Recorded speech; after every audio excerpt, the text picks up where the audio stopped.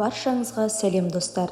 Бүгінгі түс жору шығарылымында түсіңізде жыныстық қатынасқа түссе қалай жорылады?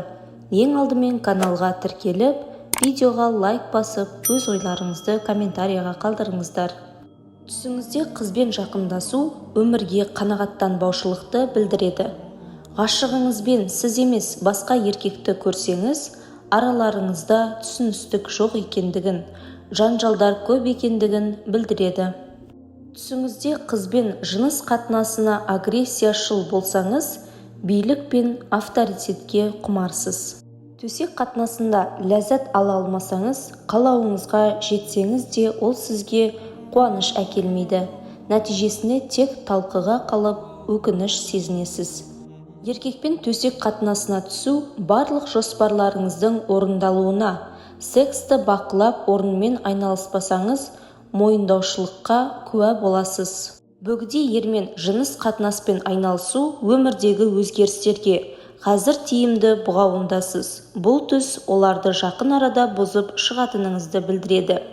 Түсіңізде күйеуіңізбен жыныстық қатынаспен айналысып жатқаныңызды көрсеңіз, бұл берекелі, бақытты отбасыны білдіреді. Сіздерде барлығы жақсы екендігін, жарыңыз сізді қатты жақсы көретіндігіне ишара. Бірақ түсіңізде жолдасыңызбен төсек қатынасында бірдеңе ұнамаса, отбасындағы ұрыс пен жанжалды білдіреді. Түсіңізде бозбаламен секспен айналысу қандай мағынаға ие? Ол сізге таныс болмаса, бұл түс сіздің ашылып күмәндарыңыздан арылуыңыз қажеттігін, тартымдылыққа, сексуалдылыққа ұмтылуыңыз керектігін хабарлайды. Жас жігітпен секс көру өзіңізге тиесілі атаққа ие болатыныңызды білдіреді. Егер түсінде қыз бала жыныстық қатынастан ләззат алса, онда барлығы жақсы болатынын білдіреді.